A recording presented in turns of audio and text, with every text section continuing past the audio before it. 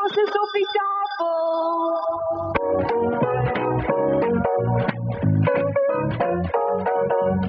The makers of Epic Pure Sunflower Oil, Purine and Pret Cooking Fat, Yum Yum Peanut Butter, Maple Margarine, and Niblets Cheese Twists present the Epic Casebook.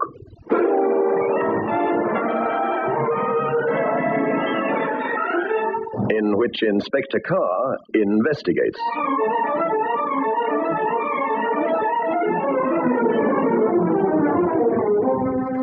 Good evening.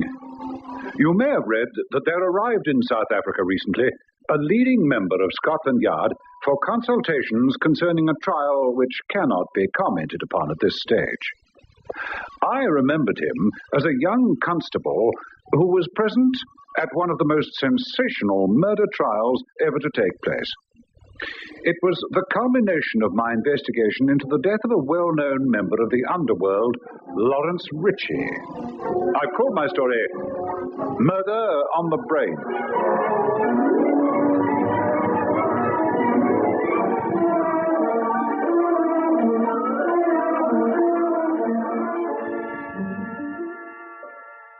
When news came through that Larry Ritchie was found on Clapham Common with a .38 bullet in his head, I was neither surprised nor, it must be said, perturbed.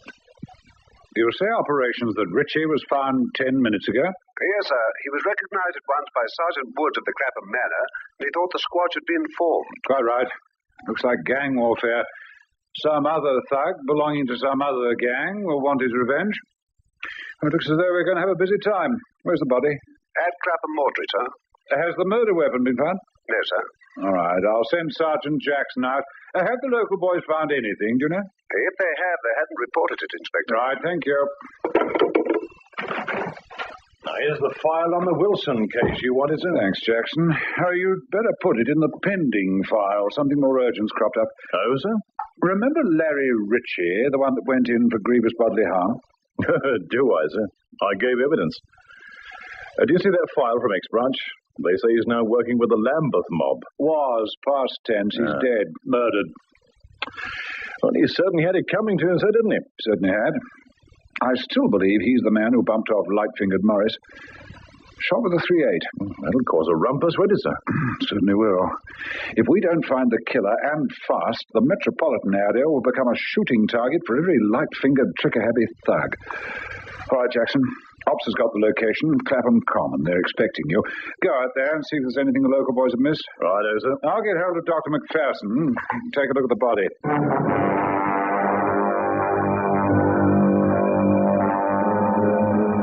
Accompanied by the senior police surgeon, I went over to the mortuary to take a look at the lifeless body of the man who had caused us so much trouble and worry in the past. Even in death, his features could not be robbed of their coarse brutality. Ugly-looking customer, isn't he, Mac? He certainly is. All those powder marks. He was shot at close quarters, all right. Right through the temple. Take a look at the wound, Inspector. You see how easy it was to extricate the bullet. Now, what does that mean, Mac? Well, without going into the gruesome details, the gun was so close to the forehead as to cause a tremendously wide hole in the bone structure. I doubt if the gun was more than an inch from the man's forehead. When did he die? Well, I understand that the temperature last night was pretty moderate. I would say that he was shot somewhere around about 1 o'clock this morning. By the way, here's the bullet. The local surgeon handed it to me. Thanks. And I'll send it over to ballistics, but I don't think it'll do us much good. If it was a gang killing, the weapon's sure to be stolen. True enough. I wonder what he was doing on the common at that time of the morning. Somebody lured him there. Somebody he knew, obviously. He wouldn't have allowed anyone to be so close unless it was someone he knew. An ideal rendezvous for a killing. Clapham Common's still one of the few lungs of London that isn't enclosed with railings and gates, except for the northern sector. You're looking a bit despondent. Oh, wouldn't you be, Mac? My suspects are the hundreds of mobsters in the underworld. It means thousands of questions, dozens of foot-slogging constables getting all those informers on the job. Oh, well, it's no good moaning. Back into the fray.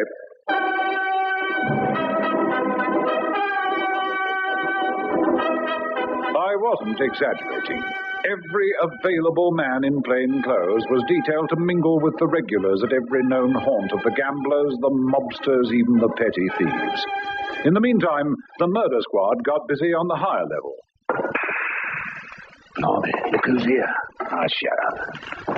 Hello, Inspector Corn. Hello, Lofty. Do you want to talk here? Oh, let's use the manager's office. Here, take my cue, Bill. Right. You're on the wrong track, Inspector. I'll be the judge of that. Seen the papers? Yeah, the recent edition of the Messenger said he was found shot through the head on Clapham Common. Here, through here.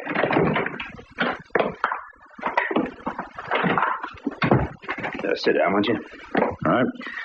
A cigarette? Let's not be polite to each other. I hate your guts, you hate mine. Hate me enough to frame me? Oh, you're no better than that. Lofty, one of our informers tells us that he witnessed a little scene between you and Larry Ritchie at the Cock and Sparrow. Oh, so what? He had it coming to him. I dressed him down a little. I told him to stop getting into my hair, that's all. All right. You tell me what happened. Well, I received information that this two-bit punk was getting ideas above his station, so I went over to the Cock and Sparrow where I knew he'd be.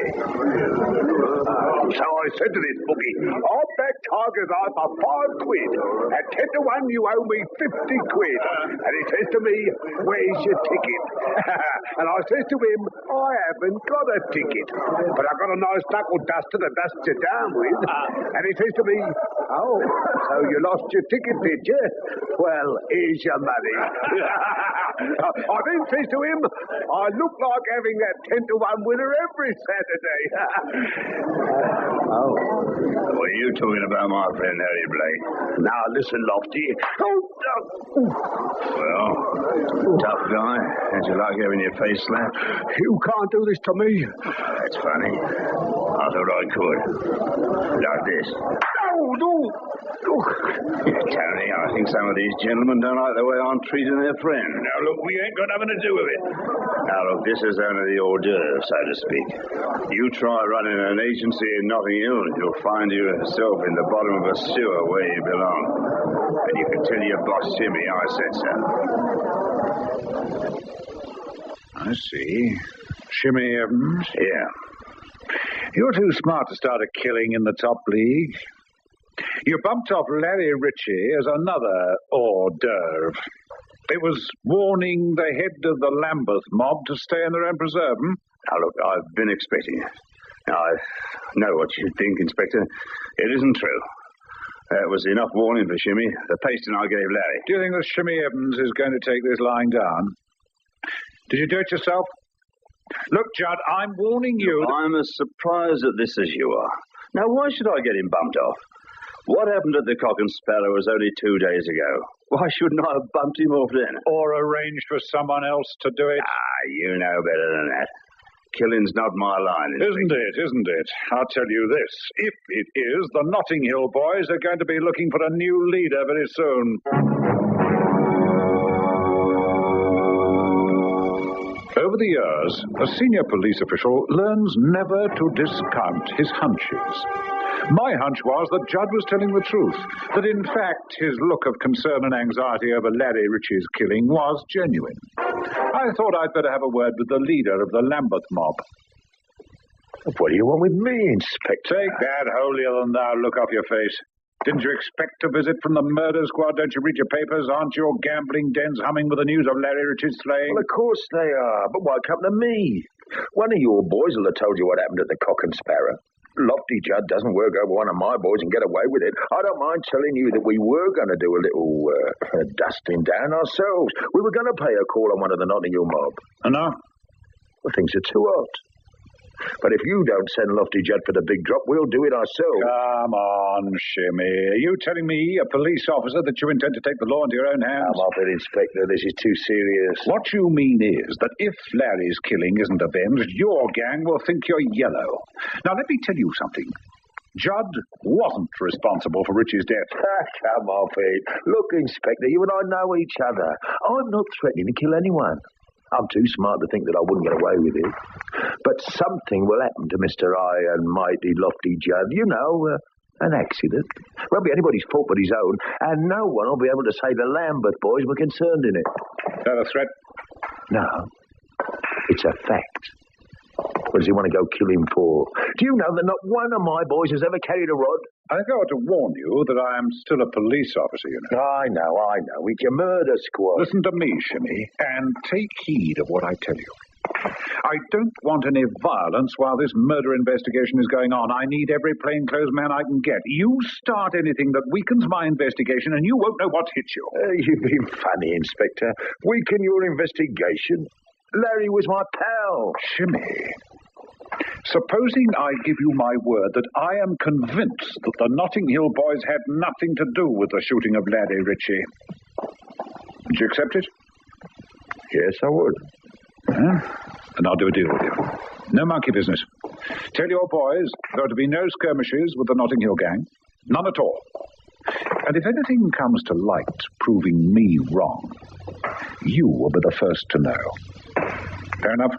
You got my hand on it. Shake. You misunderstand my attitude. I want to avoid a shooting war, and I want to find the killer of Larry Ritchie, but I don't shake hands with bullies, thugs, and racketeers.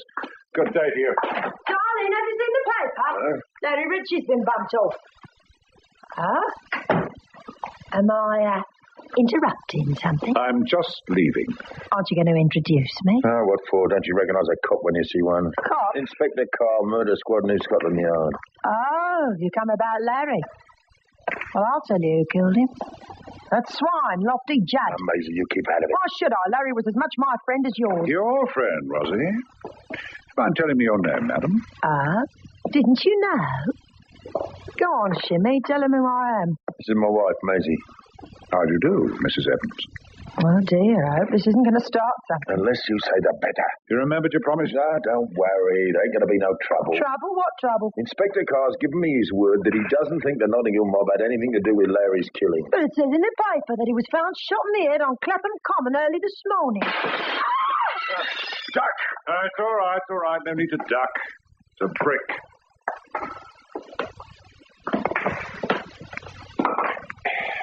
It's a message. Piece of paper tied to it.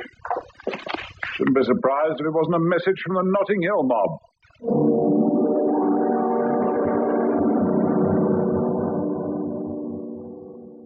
It was obvious from the white, blood-drained faces of Mr. and Mrs. Evans that they expected something much more lethal than a brick being hurled. I bent down and picked up the missile. Oh, let's see what this says. We did not bump off Larry Ritchie. Don't start anything you might be sorry for. Still think Lofty Judd was responsible? I don't know what to think. It's easy for him to write a note like that. Every killer says he didn't do it. Seems you're not versed in the etiquette of gang warfare, Mrs. Evans. When one gang causes damage to the member of another, it usually is a challenge. There's nothing challenging about that note, is there? That's true. The two of you must be mad. Who else would bump him off? Who else had reason to? If I may point out to you, madam, it was your husband's gang which trespassed on the Notting Hill territory. Don't tell me about Judd. He's a killer. Can't you see I'm scared stiff for Shimmy? If you don't put him behind bars, what's going to happen to my husband? Nothing. If your husband is innocent. But was he? There could have been a dozen hidden motives divorced from the obvious run of gang reprisals. Messages came pouring into the yard from our placed plainclothes men and informers, telling of the seething excitement in the underworld at the possible repercussions. What were the big boys going to do? Was Larry's death about to trigger off a new wave of lawlessness? I was thankful that as the hours and the days passed, there was every indication that Evans and Judd had kept their mobs in check. And during this time, the exasperatingly slow gathering together of all the threads to make a pattern was taking place. What do you think of Judd's alibi, Jackson? Not very good, is it, sir? No. There's only his wife willing to swear that he was home in bed when the shooting took place. True, but he didn't do it. I'm convinced that neither he nor any of his lieutenants were responsible. But somebody did it, sir. Of course somebody did it. Sorry, Jackson. This thing's getting me down. Reams and reams of paper, checking on the movements of every possible suspect. Look at this. There are 24 people willing to swear to seeing Shimmy Evans at the Cock and Sparrow between the hours of 1 and 3 on the morning of the 27th. At least 4 of them have unimpeachable characters. Yes. We seem to be getting nowhere fast, to use your phrase. That's true. What was he doing on the common?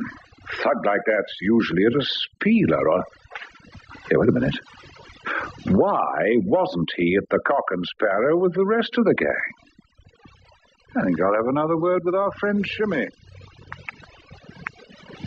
Tell me, Shimmy, I want the truth. And I promise it won't go beyond these 4 walls. Was Larry on a job for you? Now, don't give me that holier-than-thou look again. If you're genuine about wanting his murder avenged, you'll come clean. What was he doing on the common? Was he on a breaking and entering job, one of the big houses Clapham were? Come off it, Inspector. Breaking and entering? Do you think he'd go for small stuff like that?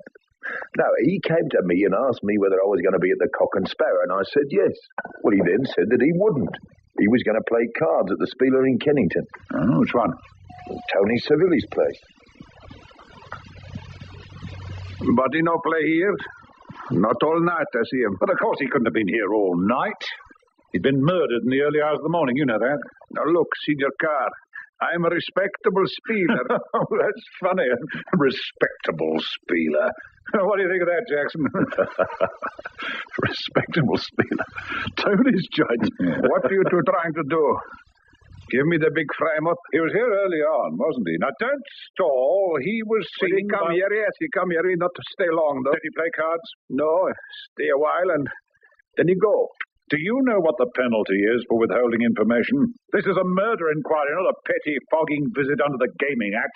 I'll tell you why he came here. He asked you to say that he was gambling in this joint should his boss ask. But how you know? Did he or didn't he? See? It did. All right.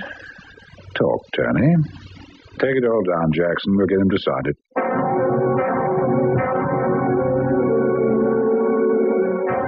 Tony's signed statement instilled in me the feeling that every detective waits for, the instinctive knowledge that at long last one is on the right track. I knew all along there was a girl in the case. Did you, sir? Why? Oh, never mind that now. Yes? Operations here, Inspector. Yes? A 38 has been found by the LCC Refuse Department. They believe it came from one of the refuse bins in the Clapham area. Any joy? I don't know, sir. The registered number is... Never mind that. Is it going to help us? I'm afraid not, sir. It's one of a consignment of guns stolen from Hunting and Fishing Limited, Dover Street, about 2 years ago. Hunting and fishing? What are they doing selling pistols? I wouldn't know, sir. I don't suppose you would. All right, Ops, thank you. Let me have it. If the number's on it, it's going to prove quite useful. But it's been stolen. I know. Don't you worry about it. Send it over to the murder squad right away. Very good, sir. They found the gun, Jackson, as you no doubt gathered. Won't help us much, will it? Of course it will. It's going to be Exhibit A, as our legal friends would say. But I don't understand, sir. It was stolen from a reputable... But when? 2 years ago. Now, where's it been since? And how did Mrs. Evans get hold of it? Mrs. Evans?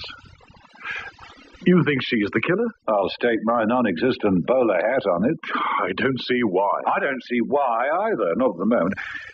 Listen, Jackson, it all adds up. Why did Larry Ritchie tell his boss that he wouldn't be at the Cock and Sparrow because he was going to be busy at a spieler? That's number one. 2, why did he take the risk of involving Tony Savilli by asking him to act as cover-up unless there was some possibility that his boss might become suspicious? Suspicious of what?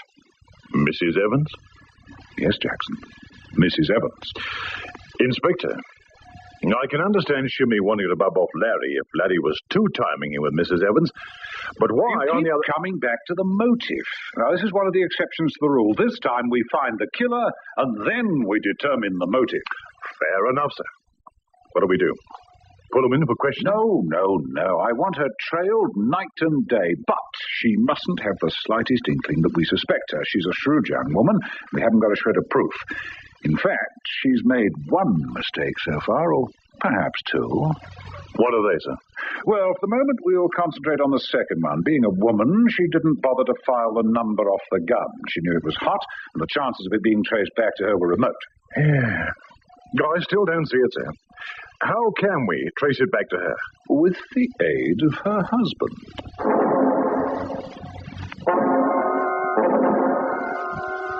You lied to me. Shimmy Evans, thug that you are, strong-arm hoodlum and bully that you are, I believe you. Inspector, I can take so many insults and no more. What are you talking about? This I'm talking about. What? Pick it up, Shimmy. By the laws of the underworld, it's yours. What is this? What game are you playing? Remember that job in Dover Street, Hunting and Fishing Limited? Why didn't you file all the numbers? I'll tell you why. You flogged the rest, but you kept this one. Oh, I don't say you were going to do a murder with it. Otherwise, you'd have filed this one as well. Which of your gang did it? Who did you instruct to bump off Larry Ritchie? Me? You're crazy. He was a pal of mine. Was he? Don't tell me you didn't know about Larry and your wife. What? I got an alibi. I don't care about your alibi. I'll break it. What did you say? What did you say about Larry and Maisie?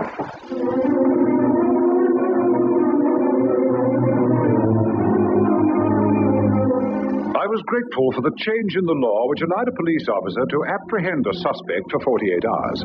It had to be either Evans or his wife. Could there be collusion between the two? In the eyes of the law, they'd both be guilty. I didn't think so. I had to take a high-handed action as far as Shimmy Evans was concerned in order to get some proof against his wife.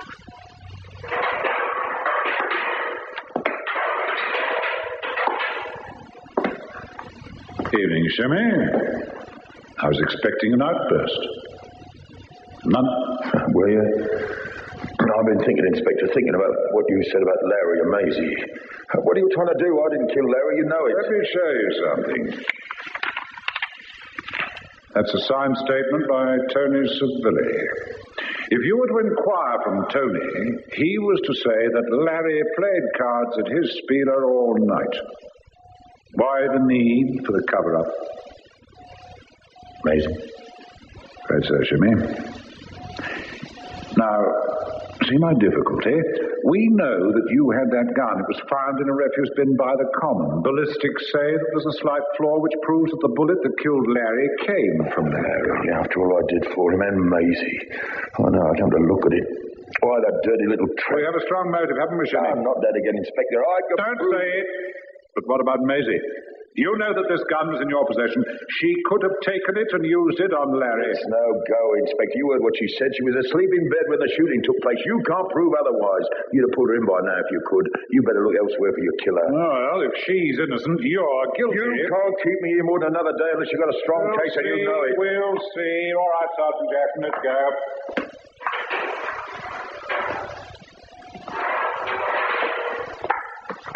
Oh, let's hope it works. Think it will, sir? Shimmy knows the ropes, but he's pacing up and down that cell with a murderous rage. He hasn't had a chance to speak to his wife. The sight of her expression of bland innocence is likely to trigger him off, and her. Anyway, let's hope so. Oh, is this where she is? This is the office. What have you done with my husband? You must be mad. No one's laid a hand on him, Mrs. Evans. A constable, take Mrs. Evans to her husband. Very good, sir. He's got a dozen witnesses. I advise you not to say anything, Mrs. Evans. You've asked to see your husband. Kindly go along with this, constable. You wait till I tell the papers, shoving an innocent man in prison. Come along, madam. I'm coming. I'm coming. You're a rotten lot of... Oh, yeah. I don't think she approves of us. Breaks my heart. All right, constable, get ready to switch on. Got the recording machine ready, Jackson? Yes, sir.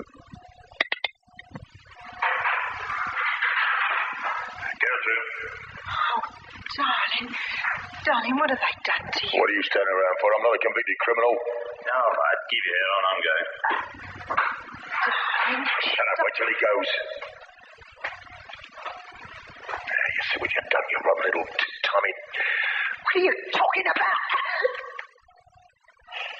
You shouldn't have done that, Shimmy. He shouldn't have hit me like that. I think I'm going to swing for the murder you committed. How long's it been going on? How many times did Larry make love to my wife? Why? You're wrong. You don't know what you're saying.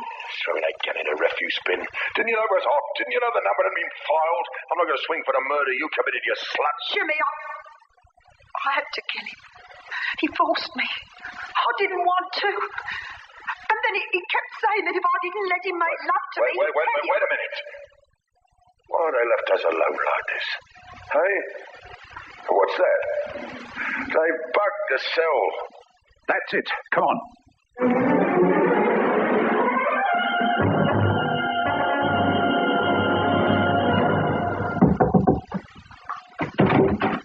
Well, it's all here, sir. We played over the recording and she signed a confession. Well, she's no fool. It's likely to get her a recommendation for mercy. Still, just as well. It'll shorten the trial. What's worrying you, Jackson? Just this, sir. You said you knew the killer was a woman right from the beginning. How could you have done? I didn't say I knew. I said I was reasonably convinced, although the clue stood out a mile. You see, Jackson. Well, have you worked out why it was a reasonable assumption that Larry Ritchie was shot by a woman? Not sure? It was this. I doubt if the gun was more than an inch from the man's forehead. You see it now? How else could the killer get so close to the victim unless it was in a lover's embrace? The moral of the story? Girls, if you're being importuned by some gangster, don't go putting a bullet through his head on Clapham. It's so common. Good night.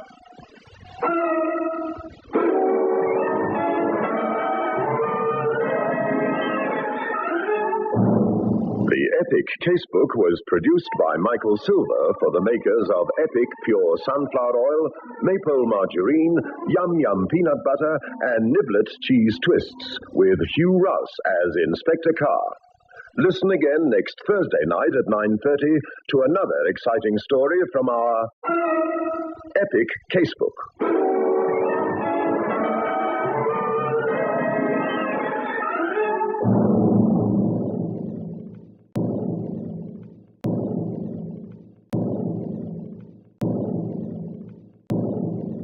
Slogging constables, getting all those informers on the job. Oh, well, it's no good moaning. Back into the fray.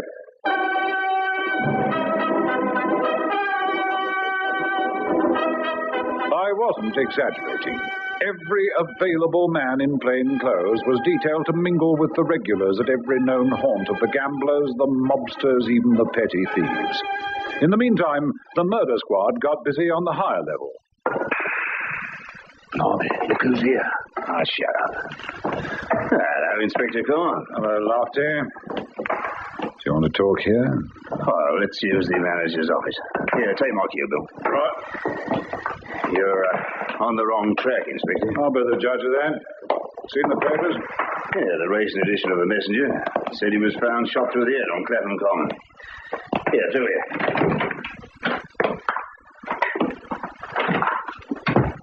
Sit down, won't you? All right. A cigarette? Let's not be polite to each other. I hate your guts, you hate mine. Hate me enough to frame me? Oh, you're no better than that. Lofty, one of our informers tells us that he witnessed a little scene between you and Larry Ritchie at the Cock and Sparrow. Oh, so what? He had it coming to him. I dressed him down a little. I told him to stop getting into my hair, that's all. All right. You tell me what happened.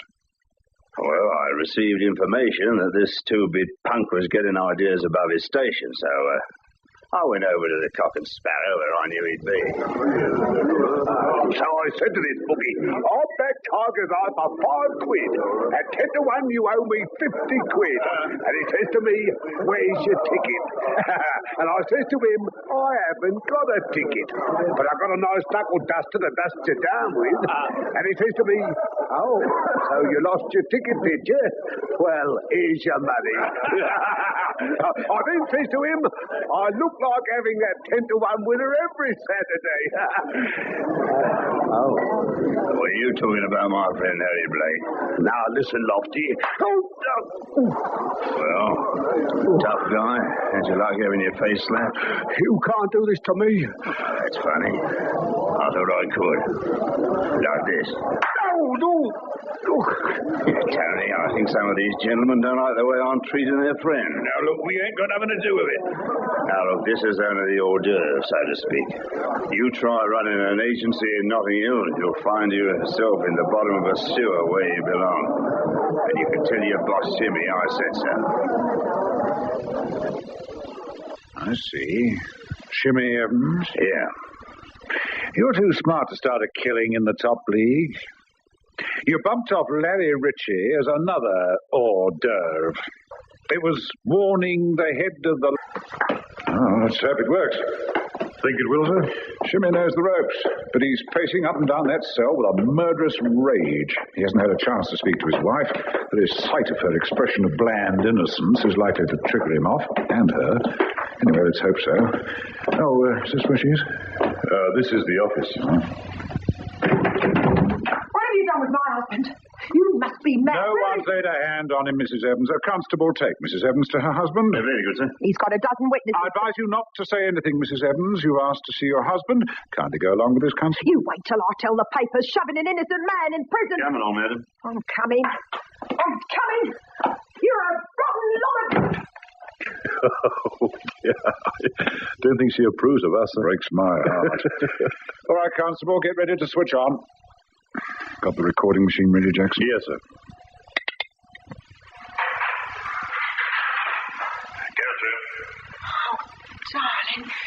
Darling, what have they done to you? What are you standing around for? I'm not a convicted criminal. All right, keep your head on. I'm going. Darling, Shut up. Wait till he goes. You see what you've done, you rotten little Tommy. what are you talking about? You shouldn't have done that, Shimmy. You shouldn't have hit me like that. Think I'm going to swing for the murder you committed? How long's it been going on? How many times did Larry make love to my wife? Why? You're wrong. You don't know what you're saying. Throwing that gun in a refuse bin. Didn't you know it was hot? Didn't you know the number had been filed? I'm not going to swing for the murder you committed, you slut. Shimmy, I had to kill him. He forced me. I didn't want to. And then he kept saying that if I didn't let him make love to me... Wait a minute.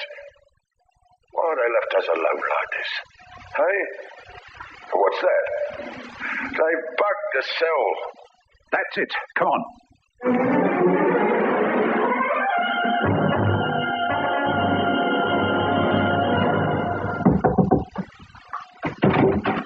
Well, it's all here, sir.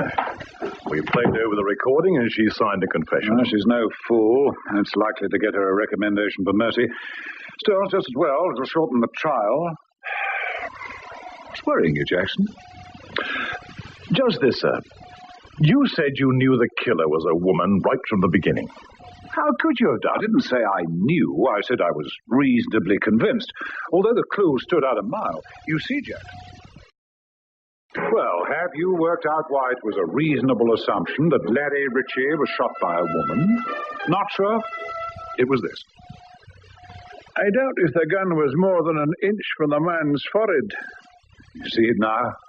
How else could the killer get so close to the victim unless it was in a lover's embrace? Signed statement by Tony Savilli. If you were to inquire from Tony, he was to say that Larry played cards at his spieler all night. Why the need for the cover-up? Amazing. Right, so, Jimmy. Now, see my difficulty? We know that you had that gun. It was found in a refuse bin by the common. Ballistics say that there's a slight flaw which proves that the bullet that killed Larry came from there. Larry, after all I did for him, and Maisie. Oh, no, I come to look at it. Why, that dirty little trick. We have a strong motive, haven't we, Shimmy? I'm not that again, Inspector. I can Don't prove... say it. But what about Maisie? You know that this gun was in your possession. She could have taken it and used it on Larry. It's no go, Inspector. You heard what she said. She was asleep in bed when the shooting took place. You can't prove otherwise. You'd have put her in by now if you could. You better look elsewhere for your killer. Well, if she's innocent, you're guilty. You can't keep me here more than another day unless you've got a strong case and you know it. We'll see. All right, Sergeant Jackson, let's go.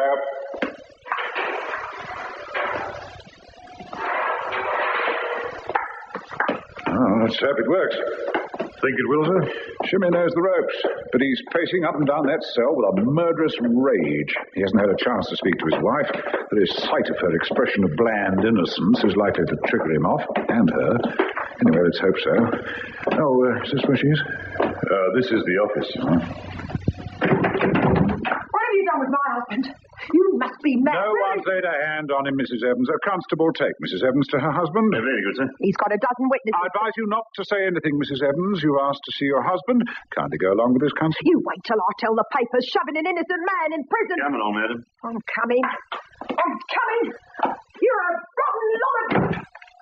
Oh, yeah. I don't think she approves of us. Breaks my heart. All right, constable, get ready to switch on. Got the recording machine ready, Jackson? Yes, sir.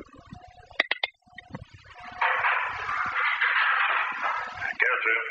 Oh, darling, what have they done to you? What are you standing around for? I'm not a convicted criminal. All right, keep your head on. I'm going. Darling, Shut up, wait till he goes. You see what you've done, you rotten little Tommy. what are you talking about? You shouldn't have done that, Shimmy. You shouldn't have hit me like that. Think I'm going to swing for the murder you committed? How long's it been going on? How many times did Larry make love to my wife? Why? You're wrong. You don't know what you're saying. Throwing that gun in a refuse bin. Didn't you know it was hot? Didn't you know the number had been filed? I'm not going to swing for the murder you committed, you slut. Shimmy, I had to kill him. He forced me. I didn't want to. And then he kept saying that if I didn't let him make love to me... Wait a minute. Why are they left? Gertrude. Oh, darling, what have they done to you? What are you standing around for? I'm not a convicted criminal. All right, keep your head on. I'm going. Darling, Shut up, wait till he goes. You see what you've done, you rotten little Tommy. what are you talking about? You shouldn't have done that, Shimmy. You shouldn't have hit me like that. Think I'm going to swing for the murder you committed? How long's it been going on? How many times did Larry make love to my wife? Why? You're wrong. You don't know what you're saying. Throwing that gun in a refuse bin. Didn't you know it was hot? Didn't you know the number had been filed? I'm not going to swing for the murder you committed, you slut. Shimmy, I had to kill him. He forced me. I didn't want to. And then he kept saying that if I didn't let him make love to me... Wait a minute. Why are they left us alone like this? Hey? What's that? They bugged the cell. That's it. Come on.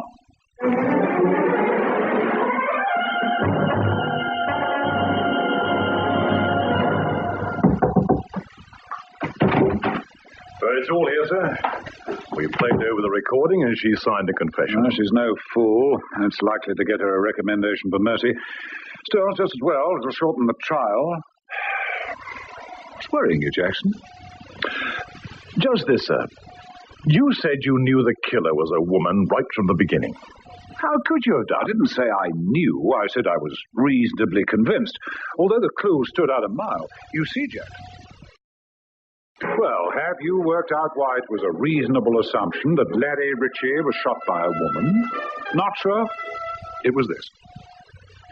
I doubt if the gun was more than an inch from the man's forehead. You see it now? How else could the killer get so close to the victim unless it was in a lover's embrace? The moral of the story: girls, if you're being importuned by some gangster, don't go putting a bullet through his head on Clapham. It's so common. Good night.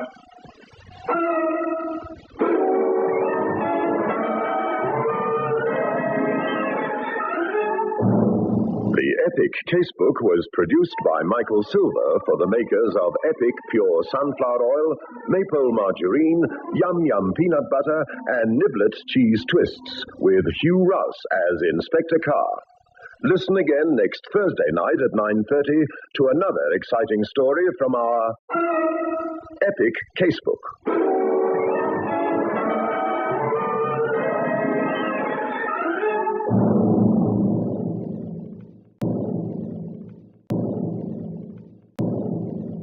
Killing in the top league. You bumped off Larry Ritchie as another hors d'oeuvre.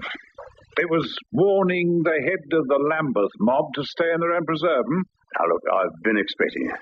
Now, I know what you think, Inspector. It isn't true. That was enough warning for Shimmy. The pasting I gave Larry. Do you think that Shimmy Evans is going to take this lying down? Did you do it yourself? Look, Judd, I'm warning you. I'm as surprised at this as you are. Now, why should I get him bumped off? What happened at the Cock and Sparrow was only 2 days ago. Why shouldn't I have bumped him off then? Or arranged for someone else to do it? You know better than that. Killing's not my line, Isn't it? I'll tell you this. If it is, the Notting Hill boys are going to be looking for a new leader very soon. Over the years, a senior police official learns never to discount his hunches. My hunch was that Judd was telling the truth, that in fact his look of concern and anxiety over Larry Ritchie's killing was genuine. I thought I'd better have a word with the leader of the Lambeth mob. What do you want with me, Inspector? Take that holier-than-thou look off your face. Didn't you expect a visit from the murder squad? Don't you read your papers? Aren't your gambling dens humming with the news of Larry Ritchie's slaying? Well, of course they are, but why come to me? One of your boys will have told you what happened at the Cock and Sparrow. Lofty Judd doesn't work over one of my boys and get away with it. I don't mind telling you that we were going to do a little dusting down ourselves. We were going to pay a call on one of the Notting Hill mob. And now? Well, things are too hot. But if you don't send Lofty Judd for the big drop, we'll do it ourselves. Come on, Shimmy. Are you telling me, a police officer, that you intend to take the law into your own hands? Come off it, Inspector. This is too serious. What you mean is that if Larry's killing isn't avenged, your gang will think you're yellow. Now, let me tell you something. Judd wasn't responsible for Richie's death. Come off it. Look, Inspector, you and I know each other. I'm not threatening to kill anyone. I'm too smart to think that I wouldn't get away with it. But something will happen to Mr. I and mighty Lofty Judd. You know, an accident. Won't be anybody's fault but his own, and no one will be able to say the Lambeth boys were concerned in it. Is that a threat? No. It's a fact. What does he want to go kill him for? Do you know that not one of my boys has ever carried a rod? I think I ought to warn you that I am still a police officer, you know. I know. It's your murder squad. Listen to me, Shimmy, and take heed of what I tell you. I don't want any violence while this murder investigation is going on. I need every plainclothes man I can get. You start anything that weakens my investigation and you won't know what hit you. You've been funny, Inspector. Weaken your investigation?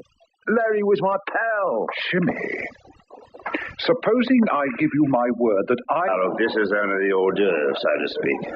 You try running an agency in Notting Hill and you'll find yourself in the bottom of a sewer where you belong. And you can tell your boss, Shimmy, I said so. I see. Shimmy Evans? Yeah. You're too smart to start a killing in the top league. You bumped off Larry Ritchie as another hors d'oeuvre. It was warning the head of the Lambeth mob to stay in their own preserve, Now, look, I've been expecting it. Now, I know what you think, Inspector. It isn't true. That was enough warning for Shimmy. The pasting I gave Larry. Do you think that Shimmy Evans is going to take this lying down? Did you do it yourself? Look, Judd, I'm warning you... I'm as surprised at this as you are. Now, why should I get him bumped off? What happened at the Cock and Sparrow was only 2 days ago. Why shouldn't I have bumped him off then? Or arranged for someone else to do it? You know better than that. Killing's not my line, Isn't it? I'll tell you this. If it is, the Notting Hill boys are going to be looking for a new leader very soon. Over the years, a senior police official learns never to discount his hunches. My hunch was that Judd was telling the truth, that in fact his look of concern and anxiety over Larry Ritchie's killing was genuine. I thought I'd better have a word with the leader of the Lambeth mob. What do you want with me, Inspector? Take that holier-than-thou look off your face. Didn't you expect a visit from the murder squad? Don't you read your papers? Aren't your gambling dens humming with the news of Larry Ritchie's slaying? Well, of course they are, but why come to me? One of your boys will have told you what happened at the Cock and Sparrow. Lofty Judd doesn't work over one of my boys and get away with it. I don't mind telling you that we were going to do a little dusting down ourselves. We were going to pay a call on one of the Notting Hill mob. And now? Well, things are too hot. But if you don't send Lofty Judd for the big drop, we'll do it ourselves. Come on, on, Shimmy. Are you telling me, a police officer, that you intend to take the law into your own hands? Come off it, Inspector. This is too serious. What you mean is that if Larry's killing isn't avenged, your gang will think you're yellow. Now, let me tell you something. Judd wasn't responsible for Richie's death. Come off it. Look, Inspector, you and I know each other. I'm not threatening to kill anyone. I'm too smart to think that I wouldn't get away with it. But something will happen to Mr. High and Mighty Lofty Judd. You know, an accident. Won't be anybody's fault but his own, and no one will be able to say the Lambeth boys were concerned in it. Is that a threat? No. It's a fact. What does he want to go kill him for? Do you know that not one of my boys has ever carried a rod? I ought to warn you that I am still a police officer, you know. I know. It's your murder squad. Listen to me, Shimmy, and take heed of what I tell you.